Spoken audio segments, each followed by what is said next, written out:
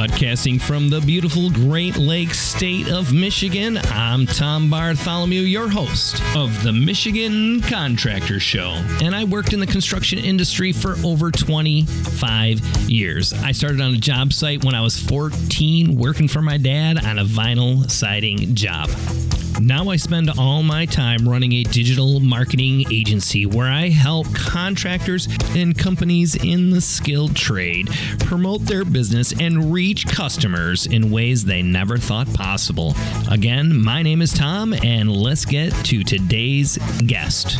My guest today works with MichiganBuildersLicense.com, providing adult learners with the highest quality certification training available anywhere for your Michigan builder's license.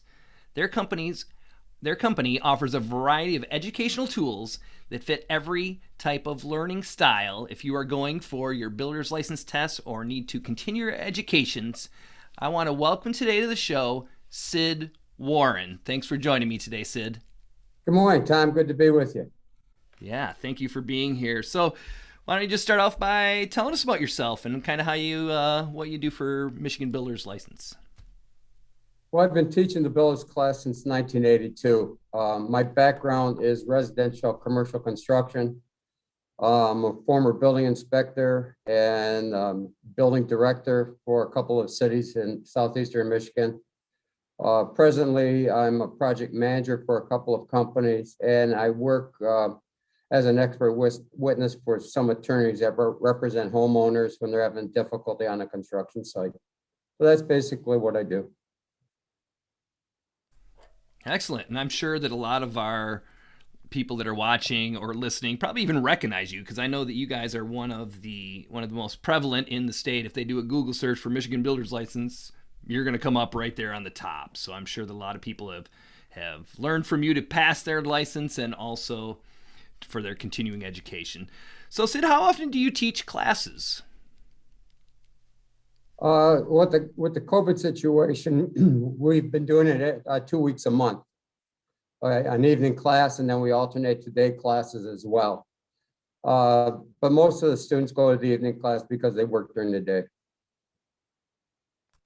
Okay, how has COVID changed the way that you guys teach? Is everything, I'm sure before COVID, everything was in person.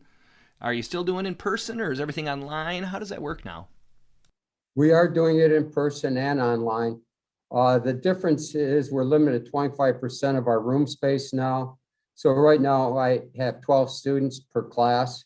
We have the plexiglass screens on each table in front of the student. They have to wear their mask coming and going from the room. But once they sit down, because they have to ask questions during the course, they can take their mask off, and that's the reason for the plexiglass screening.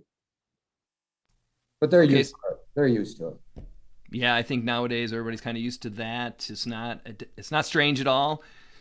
So you're definitely keeping them safe, still going in person, just a little smaller class size, a little more intimate, which can be a good thing for the student, I think.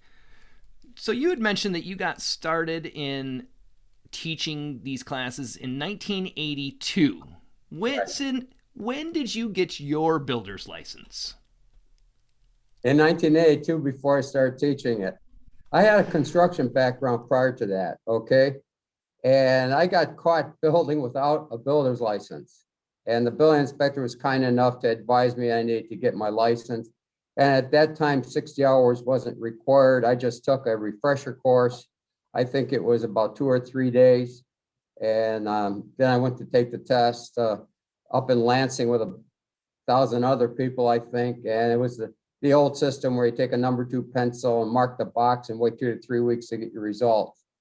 But what happened is, after I got my license, the instructor, who was actually teaching real estate classes, he taught the law part for the class, not the practice and trade part, because it wasn't required. He wanted to know if I would teach the expanded version of his class and do the practice and trade. And that's how I ended up teaching classes for him. And then eventually, after a few years, he decided to retire, and he just gave me the company. There was no cost involved. I simply took it over and then started doing my classes the typical way.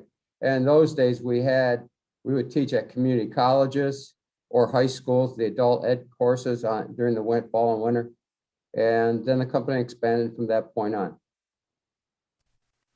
Awesome. Yeah, I remember when I went and took my builder's license, it was back in 93, I think, and I had to take the course, and I didn't take it from you, unfortunately, because I went and I had to take it 3 different times before I passed. I was only 19 years old, so I was still pretty green. I didn't really know, I didn't have a lot of experience, but my dad was the same way. That's kind of how I got my licenses. My dad was a builder. I started working with him when I was 14, but he didn't need a license back in the Right. back in the day. He did these huge projects and apartment buildings. And then when he was back up north and building his family and started doing some construction again, they were like, "Oh, well, you need a license." Well, that's when he kind of came to me and said, "Hey, why don't you go get your builder's license?" I wasn't doing anything. I wasn't going to college. He said, "You need something to do." Oh, yeah. So, like I said, I took it. First time, I didn't pass. Second time, I was like 2 points off. Third time, and I had to go to Lansing. You could only do it once a month. So I had to, I was up in the Cadillac area, driving all the way down to Lansing once a month to take this. And I was very intimidated. I was 19, young kid, and all these older guys that looked like they knew everything were in there. And I felt out of place, but it was good experience. I really enjoyed, taking the classes that I took. Yeah, if you would have taken it from us, you would pass the first time. I'm sure. I'm sure. I took it in a hotel meeting room is where I ended up taking it. Yeah. Yes, and I think a lot of people had that same type of experience back then. What do you like the most about teaching this class, helping people, prepare for their license or their continuing education? What do you like the most about teaching? Well, I like dealing with guys in the construction trade. They're hard workers. They're dedicated to what they do. I hear their stories of what not to do, what to do. And by the way, that's where I get a wealth of my information. I'm not the smartest guy in the world, but from the war stories and the stuff I hear from these other guys, I just keep adding it to my class. And I tell them that they're a wealth of information when you piece it all together. And the guys who are now taking the classes benefit from all those years of mistakes other people have made. So again, it's not me. It's definitely from the contractors I work with and stupid mistakes they make. Yeah, I can see where you get that. I learn a lot by interviewing people in these podcasts. I learn, on the show. So I completely understand where you're coming from. Whenever it costs you money and you make a mistake, you learn real well. You do. That is true. That is true. Yes, absolutely. So you had mentioned that you have other things you do. So this is not your only thing. You were a building inspector for a while. I'm sure that had to give you a lot of great insight for teaching the class, and you help, as an expert witness. Tell me about that. What kind of stuff do you do with that? Well, we often get homeowners that have a problem with a contractor or somebody didn't do something right. And so some of the attorneys I know will recommend that I come in and do an investigation on what took place. And so I submit a report to them, and then in some cases, very few cases, I end up having to go to court or arbitration meetings, things of that nature. Most of the time, we try to resolve it before they go to court. But lately, some of them have been pretty bad, and I might have to spend several days with the customer going over the information, verifying the lack of engineering, the lack of architects, and then I simply do a report and the attorneys take it from that point on. So with all of these extra experiences that you have and are currently doing, that really gives you a lot of great insight into teaching this class for builders. And like you said, the experiences from everyone else and your experience with which is just a tremendous amount of experience. And I couldn't think of anybody better to take a builder's course with. So we're talking a lot about the builders classes. Tell me about the continuing education. How do you offer the classes for that? We do that online. We'll also do them on live, but COVID has pretty much made the continuing comp classes online.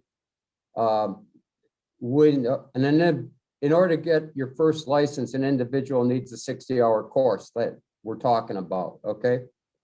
But in order to, 3 years later, when they go to renew that for their second license, they need 21 hours of continuing comp in various fields that they need to know.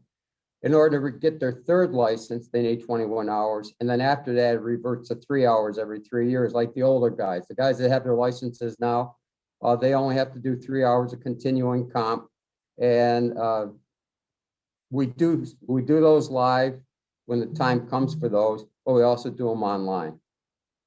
So, Sid, tell me, I'm sure that when the pre-licensure course, and I've heard it before being kind of in the skilled trade industry myself and being a builder, I think that people sometimes think, oh, they want to change jobs. Here's this opportunity. I can be a carpenter. And they show up at your class. And I'm sure that some of them sometimes don't even have any experience. Tell me about some interesting type of how do you handle that? How does that work? Well, first of all, one of the things we tell them either on the second or third day of class is that if they're having difficulty, they can come early or stay late and be brought up to speed on what we're covering. And sometimes I'll do that on a Saturday, maybe 4 or 5 hours. But you're absolutely right. We are getting a wide range of people in our classes nowadays. It used to be just contractors. But with the COVID thing, there's a lot of people not going back to their jobs. I've never had a greater array of different trades. I get engineers, accountants, people are secretaries, a lot of teachers right now who are not going to be going back to the classroom, and of course your food service people. And so some of them have no construction experience, but they want to get either be flippers, buy properties, fix them up and sell them, or just simply do maintenance on homes because there's a demand for the handyman type people out there. So again, yeah, we get a lot of people with no experience, but if they study, they'll do well on the test. We've proven that. Sure. Yeah, I think, as a handyman, they can do some work without a builder's license, but what is it? Is it like $600 Right. in labor? If the Yeah. project is more than 600 in labor, not in materials, but if it's more than 600 in labor, they have to have a builder's license for it. Correct. Yeah. Okay. And again, it brings up the fact that a lot of them have no experience at all. And I shared with my staff that someone came in in one of my classes, and we were talking about drywall nails and drywall screws, and they raised their hand, and it caught me off guard when they asked me, what's the difference between a nail and a screw? And but they were serious. And out of the blue, I came up with the idea that you use a hammer with a nail and use a screwdriver for a screw, and that seemed to satisfy the question. Okay, but again, some of this stuff just comes out of nowhere. Yeah, I'm sure, and I've seen that, and I've heard people say, I'm gonna go become a builder so I can, like you said, flip houses, or for a plethora of reasons that people think, and sometimes people think it's easy, and I'm here to tell them it's not always easy to be a carpenter or a builder. You definitely have to have, some good experience, knowledge, and that's what they get from you. So you're not just helping them with their pass their license. You're teaching them a lot of stuff about laws and codes and practical building, a lot of math, I bet. Correct. Yeah. I remember the hardest part for me, because I was a trim carpenter growing up with my dad, doing, exterior remodeling, siding, doors, windows, that kind of decks. I'm a great deck builder. And when I went to take my builder's license, I didn't have, a ton of experience at that time, just little stuff. And I remember one of the hardest things for me was figuring out concrete. I had no idea. I'm 19. I didn't. So you're helping people with those kind of math problems, so they can, because I'm sure they still have those questions on the test, even though it's 20 some years later, Sure. right? Sure. Yeah, it's nice to see their faces light up when they finally understand. That's how you calculate it.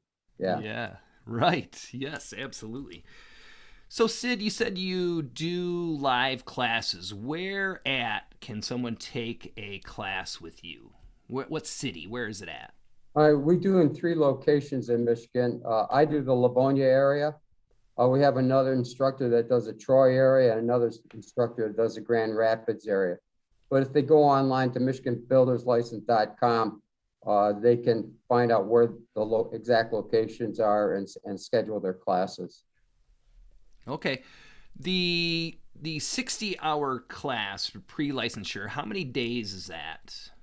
Well, our evening class is Monday through Friday from 5 to 10 p.m.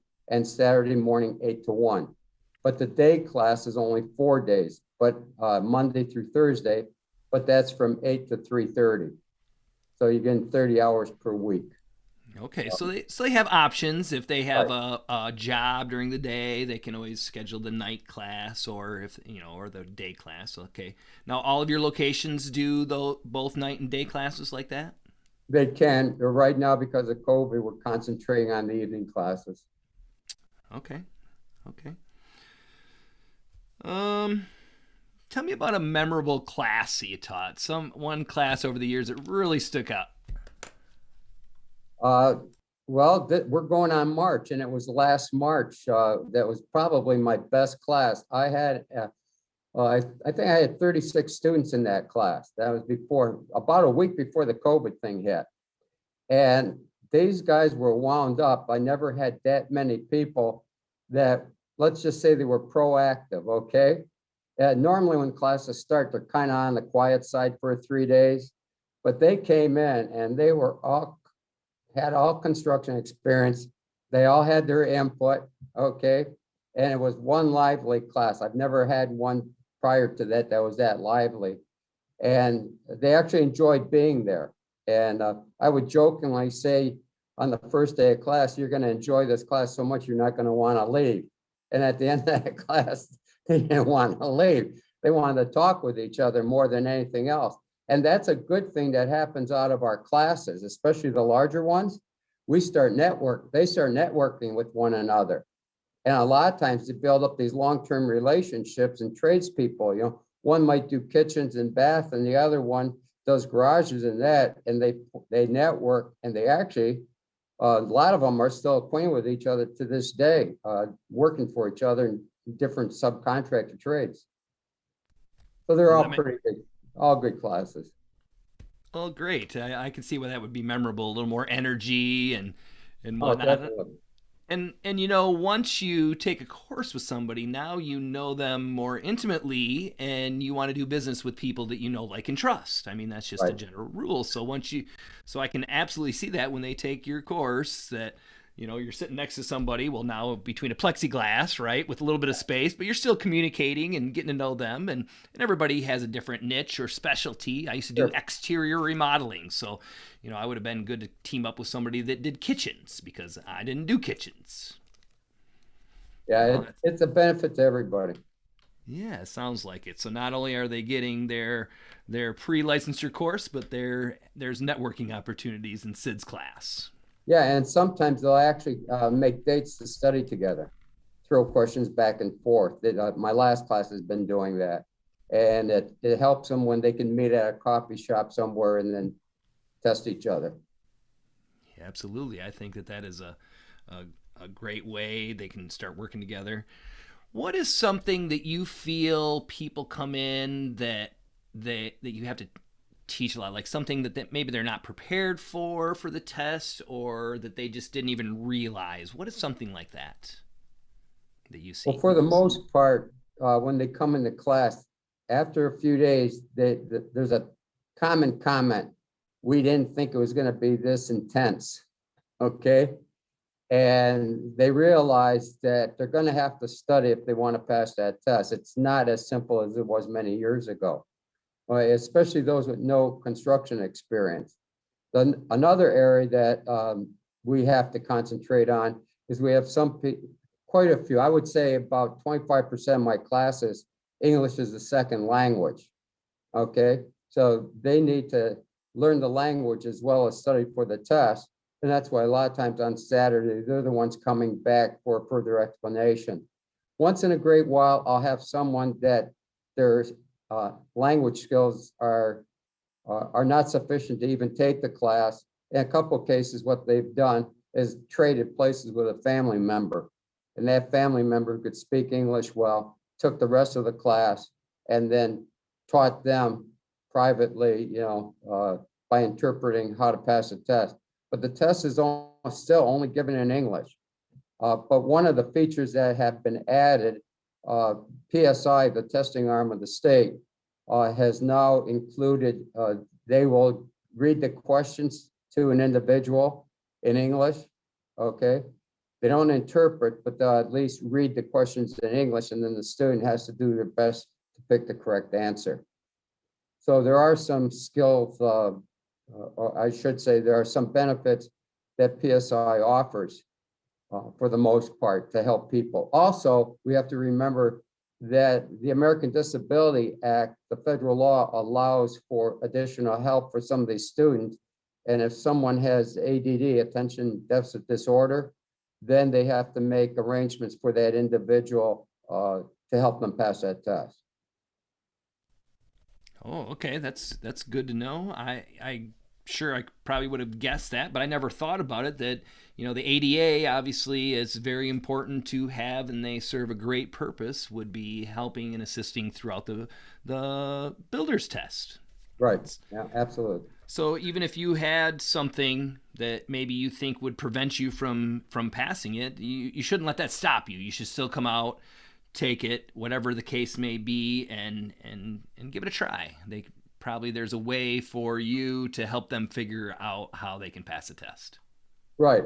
I've had people sit in my class 3 times just because they need additional help. And some of those people with the ADD will sit in the class or parts of the class the week before their test, just to help brush them up and, you know, get ready for their test. We don't charge them to sit in the class again. Okay. So that brings me to another question. Well, if I take your class and I go, I'm sure that because you're such a great instructor that I'm probably going to pass, but what happens if I don't? If you don't pass the test, you get a printout on areas that you were weak in, because the test is broken into phases. And what you'll do is you'll bring me a copy of that, and I can pretty much tell what areas or what pages you have to study extra. And I'll mark those pages out. You don't have to necessarily, you can text me it. I can see it on your phone, and then I'll text you back what pages to study. Or if you want, simply meet me prior to a class. I get that on a regular basis. They'll bring their test results, and I'll highlight what pages they have to study. Or they can sit in the class again and then go take the test again. Wow. So it's not just a one and done. If you're there to support them all the way through until they pass, and then even after with the continuing competency classes. Yeah, absolutely. I think our goal is in serving people. I enjoy serving contractors just because of the nature of what I do and what they do. And so my goal is basically help them pass the doggone test. Yeah, absolutely. I agree. You gotta support your customers. You gotta give them that support. So I'm glad to hear that you're doing that. It's not just come take my class and then good luck. Hey, I'm here to help you. Show me your printout. Yeah, we get a lot of people that take courses from other companies, and they come and sit in our class, and after the first week they say, well, that school didn't cover anything near what we've covered. In fact, one of the schools doesn't even cover the carpentry book. And the individual, he brought his stuff from the other company they took the class with, and all he had was a handbook. He didn't have the code book. He didn't have the carpentry book. I said, we can't easily pass the test without those 2 books. So again, it reverts back. You get what you pay for. That's just life, I think. You get what you pay for. Absolutely, absolutely. Well, some great advice here for people, for contractors listening in. And I just have another question. What have you seen lately? What could you tell the contractors a tip that they could, use right away? What is an actionable tip that you could tell them? You mean the contractors that are already out there? Yes. Working? You had mentioned something to me when we talked before, and it could be even for the newer ones, for people coming through your course. You had a great tip on pre-planning. You had told me about. Yeah, right now, as you know, COVID is creating a problem, but recently we've had that ice storm in Texas. And there's already warnings going about shortage of materials, okay? We've got tornado damage in the south and also the storm damage, which the storm damage now I hear also caved in some of the roofs, so there's structural damage there. And if I was a Michigan contractor, depending on what trade I would have, I would be stocking up on all available materials that I might need for this coming year. Plumbing is going to be a major shortage. So if you're a plumber, you get your PEX, get your fittings. If you're a carpenter, it wouldn't hurt to stockpile your larger stuff, what you use a lot, your 1/2 inch OSB, your pre-cut 2x4s, all of that stuff. And again, we'll see what happens in spring and summer, but we've already been advised that there's going to be a shortage on materials. And it reverts back. We got to be planning for that kind of stuff. Absolutely, and I think that that is good advice, not even just during a pandemic, but just in general. If you can see, like right now, I know construction's booming here in Michigan and all over the country. Everybody I talk to is saying the same thing, Pennsylvania, all over.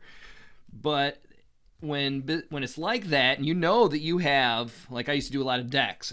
If I knew I had decks coming up and projects, I should be sourcing that material because for one, it's going to go up.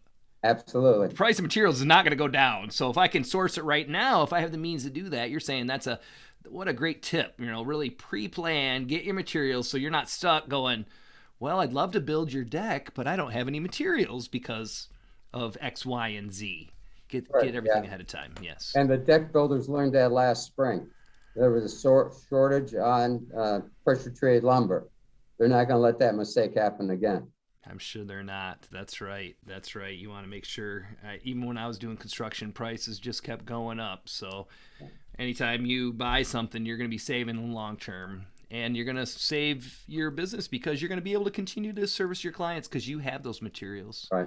What a great tip. I think that's something that a lot of people don't think about. What a great tip. Anything else you'd like to tell? You gave us a lot of great information. Anything else you'd like to tell the viewers or listeners? Well, real briefly, one of the problems that's out there right now is the older contractors are not reviewing their contracts. A lot of contract verbiage has changed over the years, and some of the guys still in their contract, when is final payment due? It says upon completion. And I've been teaching it. Get rid of that word upon completion. It's great. It doesn't, whose idea of completion, the contractor or the owner? So if you pull a permit, then put final payments due upon final inspection. Or if a permit's not required, then put a date, no later than. That will save you a tremendous amount of aggravation in deciding, is it completed or not? The building permit final inspection is black and white, it's done, okay? And then check your liability insurances. Some of these liability insurances don't have sufficient coverage anymore. That's pretty much it. Paperwork's very important. Great advice. I used to have that in my contract. Final payment upon completion. I did it in thirds, right? I did, a third to start, a third, and I'd have a date or a time, project completion or something, and then a third on completion. And then I had that happen to me actually one time. It's funny that you say that. I thought the job was done. I cleaned up the site, and they tried telling me that I didn't do something, so they weren't going to pay me. And I said, well, I did. I had to actually go back to the site, and it was a mess. But I finally got paid. Luckily, I'm probably one of the fortunate ones in that category. But I like that change. Don't say upon completion, because that is a gray area. It's very speculative, I think. Yeah, exactly.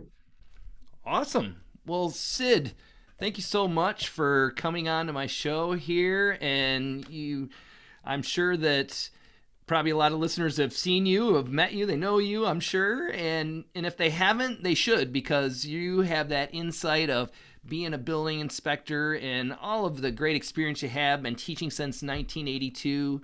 I think that just, that value right there alone is amazing. So check out Sid at MichiganBuildersLicense.com. You can find it, Google it. They show up right on the top. great courses, great people, and it's a family business, I believe, right? Yeah, Tom, I just want to say that, you only see me here on the screen, but there's a team of people behind me. The phone people, the computer people, and of course, Derek Warren, who is in charge of the entire show. So I'm just a fraction of what you see. My part is easy compared to theirs. They've got the instrument and do this musical behind me that very few people see. As you well know, it takes people to make something happen, and I'm just the visible part. They're the invisible part. Sure, and all parts are important. Some would argue that maybe without you, though, they wouldn't have that product. Well, I know that, but I don't let them know that. Well, you mentioned that we are going to have Derek on in a later episode later this month, so they'll hear from him too, so he can tell us all about all that behind the scenes. Okay. Stuff. Tom, it's been good talking to you. Hey, thank you so much, Sid, and thank you guys for listening. If you like this show, go ahead and give us a thumbs up, subscribe to the channel, let us know what you think about Sid down in the comments below, and hit that bell so that you get notified every time we put out a new episode every Tuesday, and we'd love to have everybody join us on that. Thank you so much, Sid, again, and thank you for watching. Hey, thanks, man. If you would like to be spotlighted on the Michigan Contractors Show, go over to MichiganContractorsShow.com, fill out the form, we'll get back to you and find out when we could get you on a future episode. Thanks again, and we'll see you next Tuesday.